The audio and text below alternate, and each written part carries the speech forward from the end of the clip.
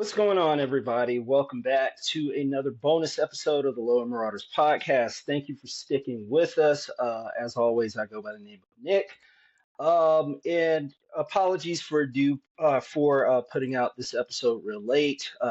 Life got busy, but as I talked about in the last episode with My Beautiful Dark Twisted Fantasy. This time around, we're going to take a look back at what some people are saying a classic, but we're going to determine that ourselves with this review. And that review is Drake's Thank Me Later. This one came out in released June 15th, 2010. As we all know now, is certified quadruple platinum, sold around 450,000 copies in its first week, and also has the distinction of being the third best-selling rap album of 2010. The aforementioned My Beautiful Dark Twisted Fantasy came in at number two with 496,000 copies. And the number one rapper who had the best selling album of the year will be our next feature, but we'll get to that at the end of the episode.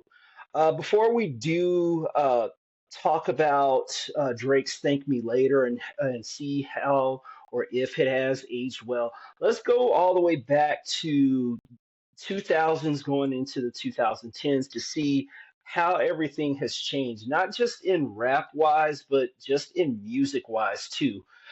Because the 2000s, I mean, were pretty much dominated by, new up and coming artists, like 50 Cent, for example, and still had people from the rappers from the 90s into the 2000s, still doing their thing. Jay-Z was still putting out great music, Eminem as well.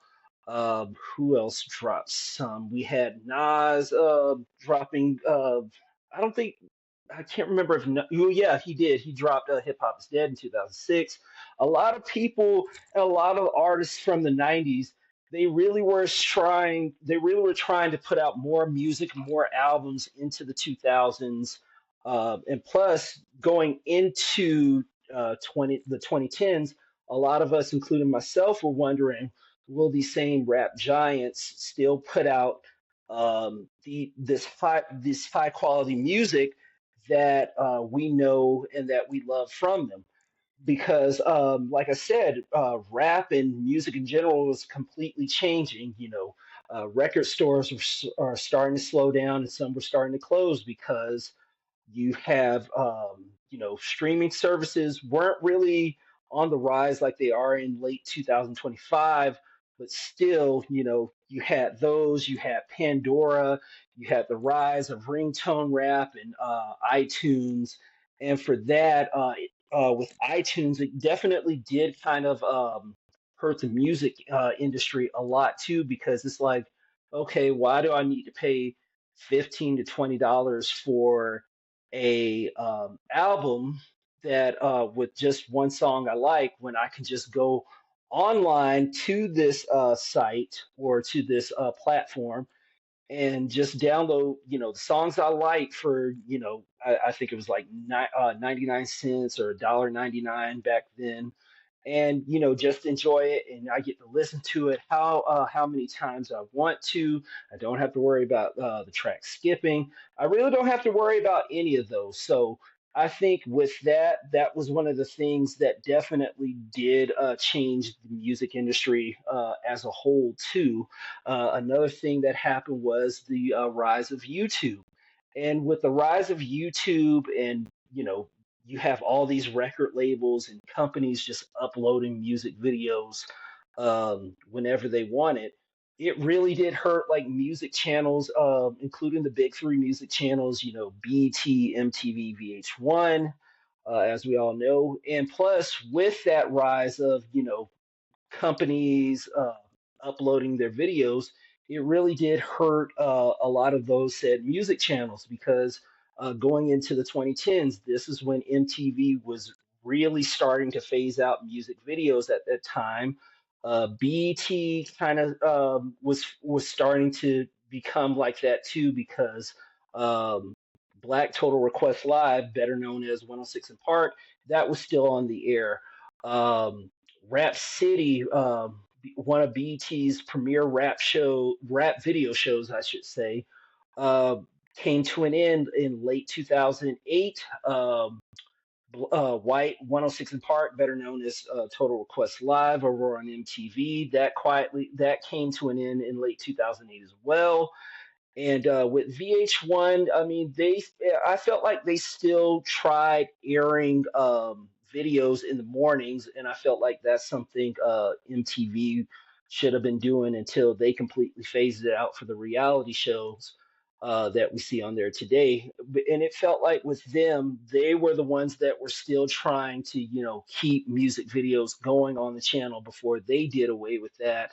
I want to say around the same time in the 2010s too. So there really wasn't not too many um, not too many platforms or places or shows that you had going into the 2010s where you'd see, your favorite videos, you'd see your favorite, countdown shows and things like that too. So with all that just being phased out, and plus with the rise of social media and rappers uploading songs to YouTube as well, it definitely did take its toll on the music business, and it definitely did take its toll on a lot of these on the way we consume music, I guess you could say. And so with that, it was very interesting to see. And now the consumer, would have to, try to find out some of these new artists that we had on our own. Hence the blog era of rap with sites, like Nah Right and Two Dope Boys and Pigeons and Planes and in places like that to discover some of these new artists that were coming out, especially in the 2010s, since, like I said, Rap City came to an end. And this is with these blogs, we had to find and discover new artists like Wiz Khalifa, Currency, Nicki Minaj, ASAP Rocky, Tyler the Creator, just to name a few. But even with rappers that we all know and love today, like J. Cole and Kendrick Lamar, I would consider them to come out of the rap era, out of the rap blog era that was going on at that time too. And plus, just looking back at that, that was just a complete movement of such some good, some bad, some artists that were coming out at that time too. Um, so yeah, it was a fun little look back to see so many artists just coming out at that time. But another artist that had a lot of people talking was this guy from Canada, from Toronto to be exact. With Drake, a lot of people wondered, how would he do as a rapper because a lot of people knew, or well, some people they knew him from the Degrassi days as he played Jimmy, who was once this high school student, and then in later seasons he became paralyzed from a school shooting that he had in one episode from the show, and around that time, this is when, I do remember personally like watching that on well, now we know it as Teen Nick, but back then it was known as the N. And whenever they were going in between well, they were rolling credits and going in between airing what was next. This is when I started seeing some of his music back then on the channel. He had that one song, Replacement Girl, with Trey Songz. And I just remember just, being intrigued and just going like, oh, okay, that's the kid who's in a wheelchair over on Degrassi. And, now he's making rap music. So it definitely did. Pique my interest to see, how well he would do.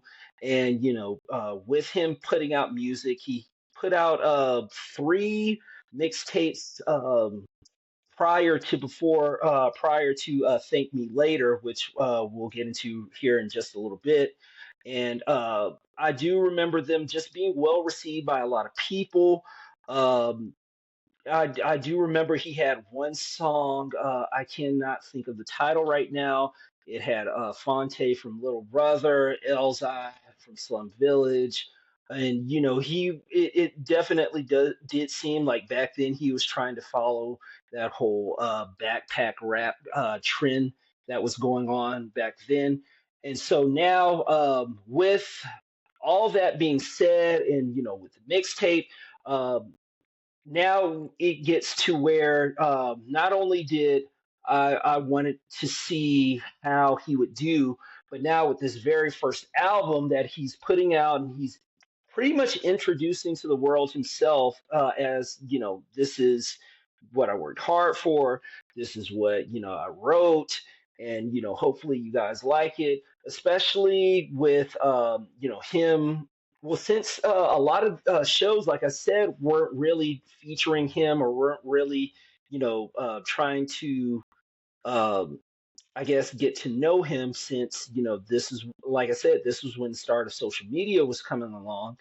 And now, with this, it was very interesting to see how he would, how he would do with his very first album. So, with that being said, uh, track by track and some lines by some lines, let's go and review Drake's "Thank Me Later," his very first album. We start the album. We the album out with "Fireworks," which features Alicia Keys on the chorus and the piano, and I do remember hearing there are some Wayne references on this album too. As a heads up, the track, to me, seems like an answer to all the questions that people had of him when it came to his music, and off of his three respectable mixtapes, like I talked about just a little while ago, and those being "Room for Improvement," "So Far Gone," "Comeback Season," and it pretty much, now looking back at it, late 2025 standards, it still has like the Drake formula that we all know and love, and kind of come to expect of him with that, and that's him, just rapping and singing. um, I do remember in the second verse, it seems like it could be aimed at Rihanna or former Flame. Do like Alicia Keys singing the hook to this. So with Fireworks, I think it is a very, very good start, and a very good way to kick off the very first song off your debut album. Um, Karaoke, which is the second song, it's a very dark and brooding beat with like these cheesy drum loops, and something that sounds similar to like a crash sound effect that you hear from like an old school Windows 2000 computer. And he also talks about this girl who he wants to marry, and she's also a wedding planner who moved to Atlanta.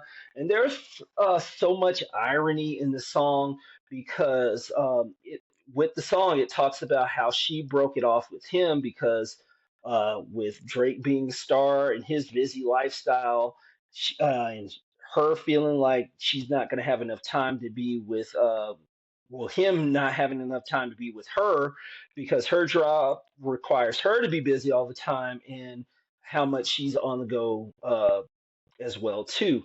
So, honestly, not too much to say about the tracks. It's just very, it's very meh. It's very mid. And so we keep things going with a third track, "The Resistance." Song sounds like he's just kind of relishing in his success, and everything that he's done so far. The line, with him saying, 23 was a with a money tree, did not age too well, especially knowing what we know now with the beat between him and Kendrick Lamar. And yeah, it not aged well. Just going back and listening to that, as to that line. There's also a part of the chorus that kind of feels a bit half-assed, with him saying, "You promised me you'd never change," and and on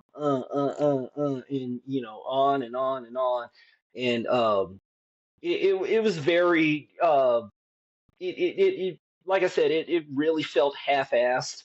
That chorus, I don't know if it was something that they just threw together at the last second or what, but it definitely did feel like that to me. Uh, at the end, the line "in it till it's over" is a great way to to segue into the next song, which is "Over." And before I get into "Over," yeah, another mid track with the Resistance. Um, to be honest, when it does come to "Over," I completely forgot about this track. Not because I haven't, like I said here on the show, like Drake is the bottom three when it comes to me listening to him, Cole, and Kendrick. But it's been so long since I've heard this song. Plus, I can't remember the last time, or I even remember seeing Drake perform over live. But I would love to see him perform this with an orchestra. But that's just me. Um, Man, with this, I love the Dead Prez interpolation from their song "Hip Hop" at the beginning of the second verse. One thing about music make you hit you feel no brain. White folks can't control your brain. Yeah, and I've been that, and that I really do like that he incorporated that with that second line that he had from that, especially since I do like that track as well. Uh, I do also remember this being, one of the first singles released to promote the album too. The line "I'm really too young to be feeling this old" has, has aged horribly as well too, because you know, he may have said that, but he's too old to be dealing with the young. But still, a solid song nonetheless. Uh, as one, like I said, one of the first singles that he came out with. But still, a solid song that still has some weight to it today. Then we go on to one of my personal favorite tracks, "Show Me a Good Time." I do love the production and beats that Kanye West and No ID made for this track. The song to me sounds like he's celebrating his newfound fame and success with the aforementioned title. Um, it Another thing that I've noticed while going back and listening to this today is that it's pretty funny to hear Drake address himself as a backpack rapper in this song. And again, when you compare something that Drake said 15 years ago to today, it really doesn't fit that mold at all, especially with him, because you don't really hear Drake in 2025 and now pretty much with this upcoming album Iceman, you really don't hear him talk about political awareness, conscious things in his music, which were some things that backpack rappers at the time were talking about. People like Talib Kweli and Mos Def, for example, were talking about. So no lyrical wordplay from him. No, it was, considered commercial, I guess you could say, when, you have these backpack rappers being so anti-commercial and, not having their videos or their videos being played on TV. You don't really hear their songs being played on the radio. Uh, just like I said, when it comes to other backpack rappers at that time, like Lupe Fiasco's, the MF Doom, may he rest in peace. Um, those are some examples of backpack rappers that I think of and I kind of consider to be a part of. And so, for him to say that, it is kind of funny to me. But I do like the Jay Dilla shout out, and people seem to forget that they did work together on Comeback Season on the song "Where to Now." So, um, if you haven't listened to that, I suggest you go look that up on YouTube. Uh, Again, with "Show Me a Good Time," a great track, definitely one of the best so far, five tracks in. So then we cut to Up All Night. That features a young and upcoming Nicki Minaj, who is featured on here. Um, Again, the song continues to to continues to the celebratory life that he's enjoying. I do love and this one definitely went over my head the first time I heard it, but now I do love fix eight line that Nikki drops with her in the bar at exactly an 8 count before she switches to another 8 count or 8 bars. Um, in that song too. And I do love the wordplay. And damn, Nicki Minaj was so great uh, back then in 2010, and with her coming out and her, really showing that she's for real and that she's serious, and you're really gonna pay attention, and her just pretty much saying that, I'm gonna be here for a while. So, with lines like these, I hope you do like it. I hope you do enjoy it. And for me, I definitely did. Not too much to talk about the song. Do love the beat from Boy Wonder um, that he produced on here. And yeah, let's just go ahead and keep it going with the next single, which was a pretty big single as well too, and that was "Fancy," and that featured Swizz Beats, Ti, and completely forgot that Mary J. Blige was a part of this song too. This was, like I said, a big single from Drake back then, and pretty much this song is about him saluting independent women who make their own money, have class, don't need a man, etc., etc. An okay guest verse from Ti on this. Like I said, I was surprised to hear that Mary J. Blige was a part of this and singing the chorus of the song, since I do think that she was labeled as uncredited on the track listing. But while listening to this again, I had to go back and look on YouTube and see a couple of these performances. And one that stuck out to me was Drake performing this track in 2010 at the I want to say the Video Music Awards, and actually had Mary J. Blige on stage too.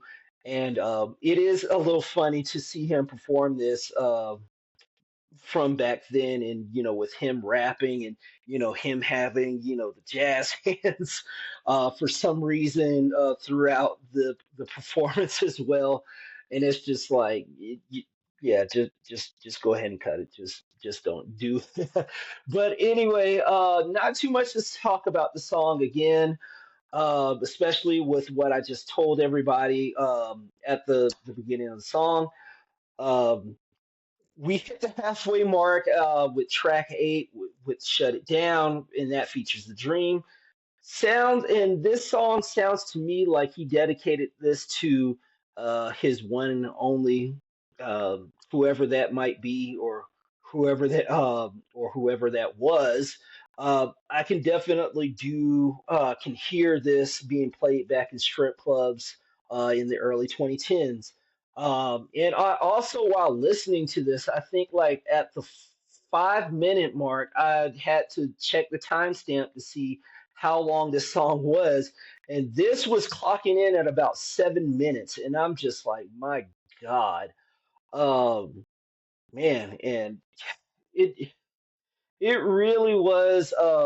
I was not expecting this to be a long song as well. I do, while listening to this, I do remember that they reference Concrete Loop, which was pretty much another TMZ at the time until they shut down in the mid 2010s. I personally didn't care for the song or collaboration.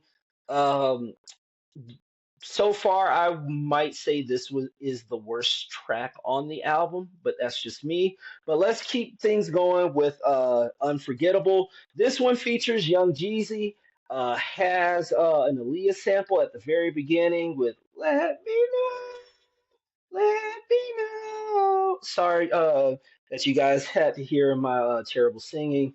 And with that, that samples her track "At Your Best," uh, which uh, which I did catch at the I'd say like 10 seconds into the song. I did catch the Wayne knot with him singing the part. Yeah, I'm single early in the song. I do like the beat from Boy Wonder again off this track. A solid verse from Jeezy. I did manage to get to catch the line. Done everything in the A except fuck Chili from TLC. But overall, a pretty solid song from Drake and Jeezy on this track.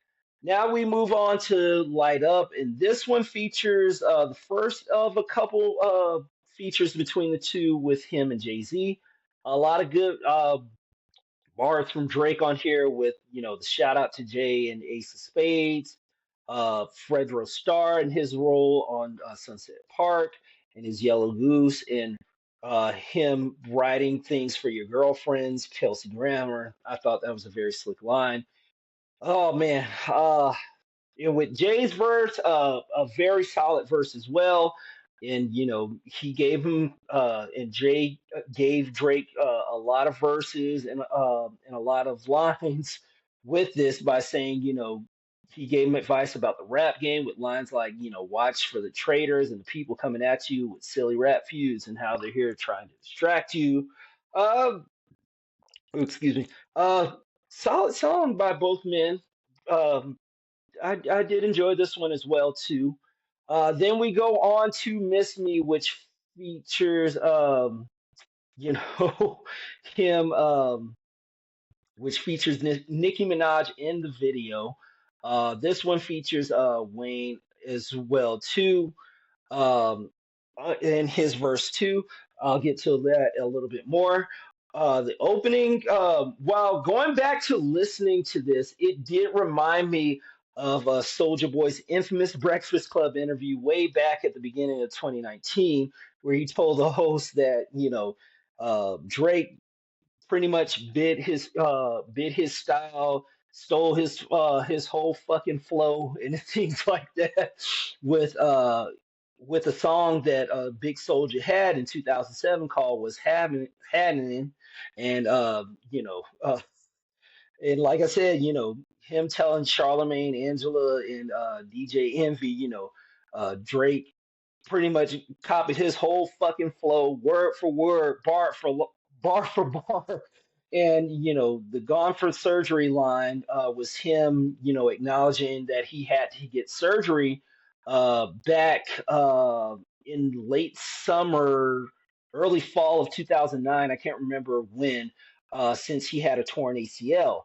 He does mention some video models at the time in the first verse, like, someone tell Malaya I'm on fire. She should work tonight. And people also forget that Malaya Mitchell was the video girl in his Find Your Love video, and is a former, I guess you could say, mattress actress. I'll just say that, and you guys can put two and two together. I don't have to do that for you.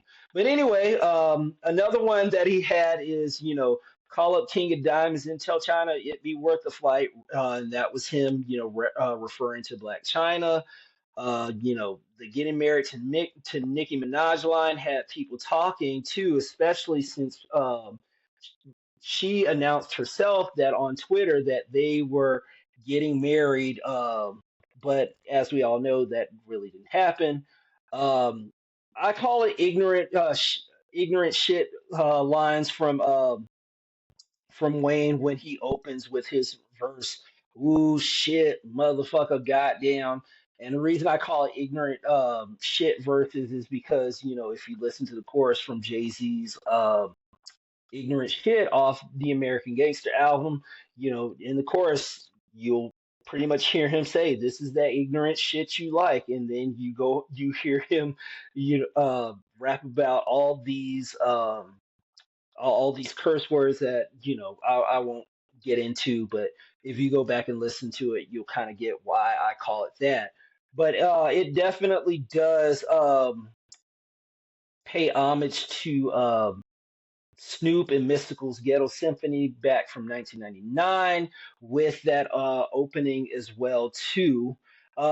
Pretty solid song from both men with a great verse from Wayne. So yeah, another enjoyable um, song from the both of them. CeCe's Interlude, a slow song about Drake singing about a girl he met and how he thought she was the one, but the girl isn't interested to because Drake is, the star. Not too much to talk about with this one. Similar vibes to Karaoke. It's very mid, very meh. We get to the penultimate song on Thank Me Later with Find Your Love. I completely, this is another one of these songs where you don't really hear Drake rap or sing about live in 2025. But with this one, I honestly can say that I love, love, love this beat from Kanye West. I don't know how true it is, but I did read that this was originally intended for Kanye's 808s and Heartbreaks, but it got cut and was, given to Drake. But I do like that Drake did take this, if it is true, this beat that Kanye had for that album that he had, and used it to his advantage and made this son of a bitch work. And not too much to say about it lyrically, because it does tell a story throughout the song. um, yeah, great song, still holds its weight to this day. And then we get to the final song on the album, Thank Me Now. And this one pretty much is a song about Drake telling everyone to give him his flowers, give him his respect before he retires, calls it quits, and it also has him bringing up his successes that he had at that point, and how he's brought up his friends, what he's doing for rap today, so on and so forth. One thing that I did not know about this track was I did not know this was produced by Timbaland. I felt like the beat could have been better, but I don't think the beat could have been any worse. I don't know. It to me, this kind of feels like one of the last songs that was put out in order to get the album out for the fans. So it was kind of a midway to end the album.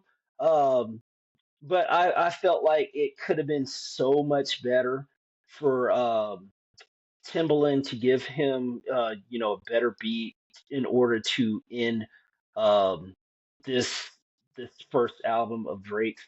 But that's pretty much how Thank Me Later ends. And my grade for Drake's Thank Me Later, it has to be a B minus. Now, by all means, I'm not saying, this is a bad album. This is still a completely great album. I definitely did enjoy this. I definitely did have fun going back to look at some of these, old songs that Drake has put out. I definitely did enjoy, going back and refreshing my memory on how good Over was in Find Your Love and Fancy and Unforgettable. And those are some of the best, songs that, Drake put out at that time. And, it definitely did make a great way for him to put this album out, and definitely was a treat to have fans look at him like, "Oh, okay, I'm not really wheelchair Jimmy anymore, I'm this guy, I want to be taken seriously. This is my music that I'm putting out for everybody, and I hope you enjoy it." Some of the best songs for me personally, uh, obviously Find Your Love, Show Me a Good Time. uh, I'll even throw Miss Me and Over. Plus, I did enjoy Light Up as well too. Worst song on the album, if I had to pick one, it'd have to be Shut It Down, because I feel like 7 minutes. That's just way, way, way, way too long for a song that's slow. But I kind of get why they did it. But it just wasn't really me. Uh, Another song I really didn't like, CC's Interlude. The first two tracks, The Resistance, Karaoke. If Drake probably would have pulled those off since those are it's kind of the formula that Drake has been doing now with all these songs that he's been putting out now, especially with these last couple of albums. It's something that we kind of expect Drake to put out, and yeah, it's really just setting the Drake formula for everything that we're hearing from you know Thank Me Now or Thank Me Later, excuse me, to where we are today. So I do like. That he found that formula, stuck to it, and even though he sold millions of copies of records, millions of streams, diamond songs, things like that, it really has worked well for him, no, despite how you or I may feel about this. But you got to give credit where credit is due. Drake did come out with a very solid first album. As we all know, he does get better over time. He does, put more effort. He does put more thought into it. He does put more, I guess, more hard work into, having people um, I guess you could say, respect him for his craft. And it was definitely a very solid first album. But again, as like I said, Drake's albums are going to get a whole lot better the more we listen to it over time.